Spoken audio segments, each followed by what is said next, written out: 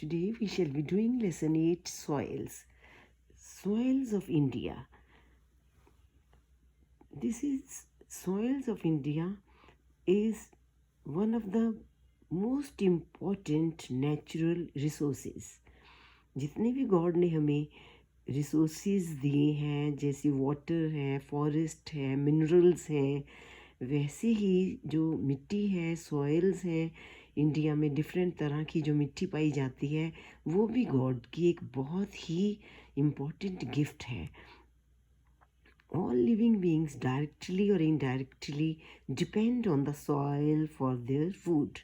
जितने भी living organisms हैं, वो सारे ही सॉइल पे डिपेंड करते हैं. चिल्ड्रन, इमेजिन कि अगर ये बारीक मिट्टी नहीं होती, ये फाइन सॉइल्स नहीं होती, तो क्या होता. रॉक्स होती, स्टोन्स होते, बिग बोल्डर्स होते, बहुत ही हार्ड सरफेस होता. तो ये बारीक मिट्टी नहीं होती तो बहुत ही हार्ड सरफेस होता. तो कुड यू इमेजिन कि there you could have plants and animal life? No, it would have been very difficult कि प्लांट्स कहाँ कैसे उगते इतने स्टोन्स और रॉक्स के बीच में. तो ये सॉइल जो है वो बहुत ज़रूरी होती है प्लांट लाइफ के लिए. तो इंडिया, इसलिए ये जो सॉइल्स हैं ये बहुत ही इम्पोर्टेंट चीज़ है. सो इसकी जो फॉर्मेशन है, जो मेकिंग है, जो सॉइल बनती है, मिट्टी जो बनती है, इसका प्रोसेस बहुत ही स्लो है. It takes millions and millions of years. मिट्टी जैसे बनती है तो बहुत धीरे धीरे इसका प्रोसेस है, बहुत ही ज़्यादा साल लग जाते हैं. It is found by the breaking up of rocks and stones. ये जो मिट्टी हमें दिखती है, जो बनती है, ये रॉक्स और स्टोन्स जो हैं वो कटते रहते हैं, ग्राइंड होते रहते हैं, घिसते रहते हैं. क्या? Rocks and stones. उसके घिसने से, कटने से, ब्रेकअप होने से मिट्टी बनती है. और इसके अंदर मिल जाता है डेड प्लांट्स एंड एनिमल्स.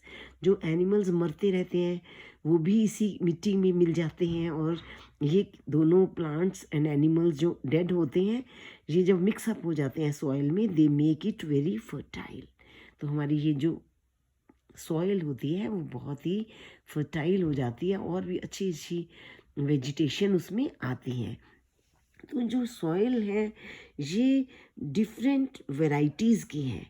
आप एक जगह से दूसरी जगह पे जाते हो तो यू ऑब्जर्व कि कहीं पे जो सॉइल है वो रेड है, कहीं पे मिट्टी का कलर लाइट है, कहीं डार्क है. तो मिट्टी की भी बहुत सी वैरायटीज़ होती हैं. तो आओ उनके बारे में आज हम पढ़ते हैं, डिफरेंट टाइप्स ऑफ सॉइल्स. तो सबसे पहले हम लेते हैं northern plains and the coastal planes की जो सॉइल है. ये रहे northern plains and this is coastal planes, coastal land.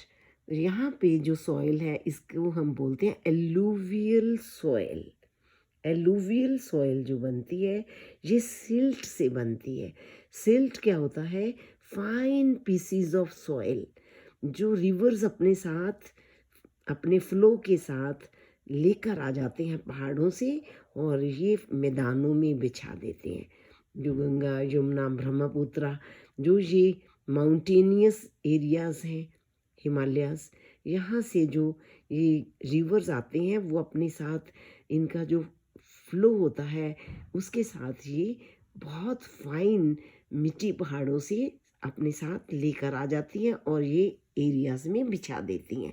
इधर भी वाटर है तो रिवर्स के साथ मिट्टी जो है वो यहाँ पे स्प्रेड हो जाती है और फाइन जो वो सॉइल होती है दैट इज़ वेरी फर्टाइल. इसका नाम होता है एलुवियल सॉइल, जो पानी के साथ बहकर आती है. इसमें wheat, rice, pulses, oil seeds, jute, sugar cane, basically जो गन्ना होता है वो बहुत उगता है एलुवियल सॉइल में. एक तो ये मिट्टी जो है बहुत फर्टाइल है, सिल्ट से बनती है. And next comes black soil. Black soil कहाँ पे मिलती है? ये हमारा डेक्कन प्लेट्यू है. This is the northern side of Deccan plateau. ऊपर वाला हिस्से को नॉर्दर्न बोलते हैं. Northern part of Deccan plateau. हमारे डेक्कन प्लेट्यू का northern part and central part, ये बीच वाला हिस्सा है डेक्कन प्लेट्यू का. और ये वेस्टर्न है. नॉर्थ वेस्ट हो गया, north west and central plateaus. इसमें कौन सी मिट्टी है? Black soil. इसकी फॉर्मेशन कैसे होती है चिल्ड्रन? ब्लैक सॉइल जो बनती है ये लावा से बनती है. व्हाट इज लावा? लावा जो होता है, अर्थ कहीं कहीं से क्रैक्स हो जाती हैं, वीक पॉइंट्स हो जाते हैं, अर्थ में गैप्स और होल्स हो जाते हैं, तो वहाँ से ज़मीन के नीचे से बहुत गर्म लिक्विड फॉर्म में लावा बाहर आता है. उस गैप से, उस क्रैक से जो अर्थ के अंदर बन जाता है, वो लावा निकल के आता है. वो जब ठंडा होके बिछ जाता है और वो क्रैक भी बंद हो जाता है लावा से, तो वो जो सॉइल बनती है लावा से, वो ब्लैक सॉइल बनती है. और उसमें कॉटन बहुत अच्छा उगता है. कॉटन जो होता है वो बहुत अच्छा पैदा होता है ब्लैक सॉइल में. This is a cotton field. ये कॉटन के वाइट वाइट ऐसे स्मॉल इनके फ्लीस होते हैं जो ये इकट्ठे कर रहे हैं. So black soil. Then red soil.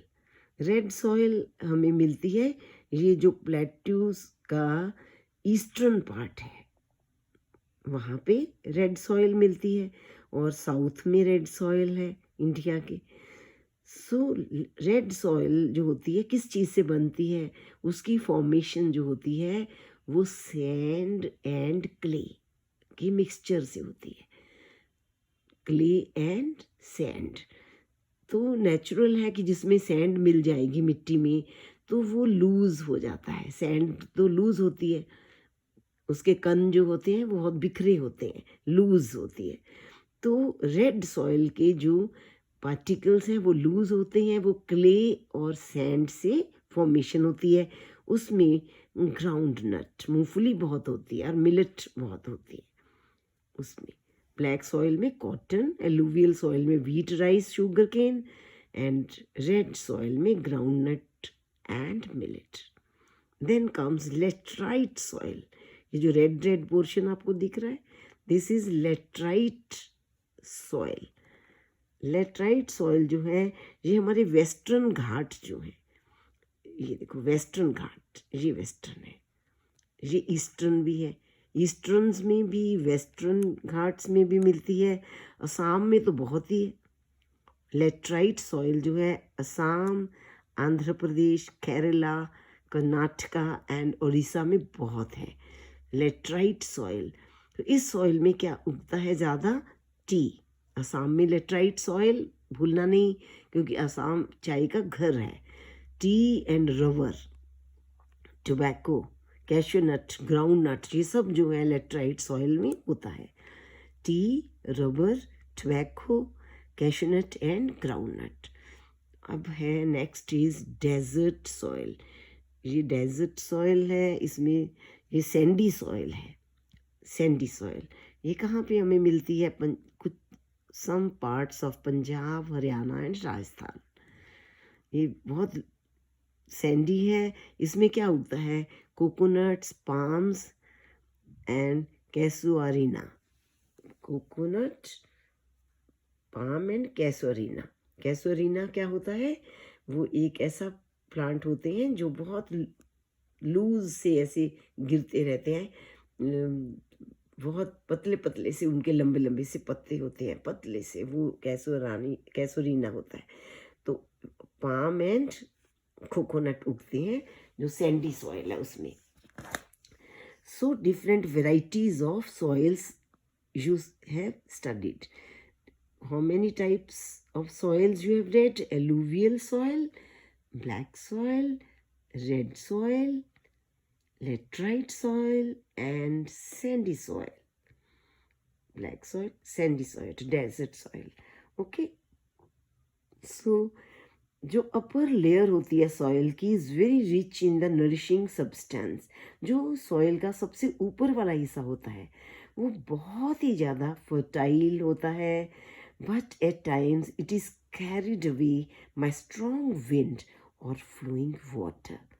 जो ऊपर वाला फाइन सी सॉइल होती है उसका जो टॉप लेयर होती है, सबसे ऊपर टॉप लेयर जो होती है वो कभी जब रेन्स होती हैं, विंड्स होती हैं, तो वो उसके साथ बह जाती हैं, वाटर के साथ वो कैरी अवे हो जाती है। तो वही तो सबसे इम्पॉर्टेंट पार्ट होता है सॉइल का।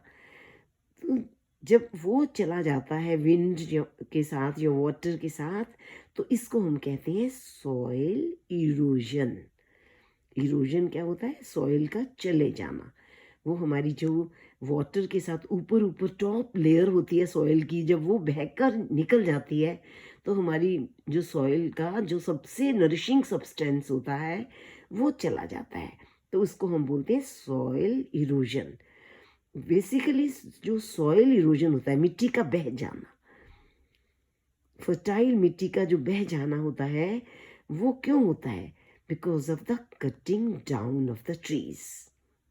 जब हम पेड़ काट देते हैं तो उससे क्या होता है, हमारी ऊपर वाली जो मिट्टी की लेयर होती है वो वाटर और विंड के साथ बह चली जाती है। तो क्योंकि जो ट्रीज के रूट्स होते हैं वो मिट्टी को कस के रखते हैं, अपने साथ जोड़ के रखते हैं, हिलने नहीं देते मिट्टी को। बट जब ट्रीज हम काट देते हैं तो मिट्टी बेचारी जो होती है उसको पकड़ने वाला कोई नहीं रहता, तो वो हवा और वाटर के साथ फ्लो करके चली जाती है, और हमारा जो फाइन नरिशिंग सब्सटेंस है जिसमें बहुत उग सकता है वो हमारा, हम उससे डिप्राइव हो जाते हैं। It reduces the fertility of the soil. Soil erosion क्या करता है? Makes the soil unfit for cultivation. जब हमारी टॉप सॉइल ही बह जाती है तो हमारी कल्टीवेशन जो होती है, फसल बहुत कम आती है, अच्छी फसल नहीं आएगी, और इससे सॉइल की जो फर्टिलिटी है, उपजाऊपन है, जिसमें वो बहुत अच्छी अच्छी फसल हमें मिलती है, अच्छी अच्छी फ्रूट्स वेजिटेशंस हमें मिलती हैं, वो सब नहीं होती जब ये टॉप सॉइल चली जाती है। तो हमें पेड़ नहीं काटने चाहिए। पेड़ काटने से क्या होता है? सॉइल इरोजन, मिट्टी बह जाती है। We must take preventive measures to control the soil erosion. मिट्टी बह ना जाए, इरोड ना हो जाए, इसलिए हमें मेजर्स करने पड़ते हैं इसको रोकने के लिए। We should not cut trees recklessly because their roots, as I have told you earlier also, the roots hold the soil, bind the soil together. We should plant new trees. Overgrazing in a piece of land should be controlled. और एक ही land पे overgrazing जो करते हैं cattle, वो भी हमें control करनी चाहिए, ताकि ओवरग्रेजिंग करेंगे तो भी घास वगैरह सारी निकल जाती है, तो मिट्टी जो होती है बेयर हो जाती है। बेयर कहती है अनकवर्ड, नंगी सी हो जाती है और बह जाती है। सो टेरेस फार्मिंग भी हमें करनी चाहिए। हिल्स में टेरेस फार्मिंग क्या होती है? स्टेप बनते हैं ताकि फास्ट जो रेन का फ्लो है हम उसको रोक सकें। Okay children, read this lesson and carefully and try to understand. Thank you.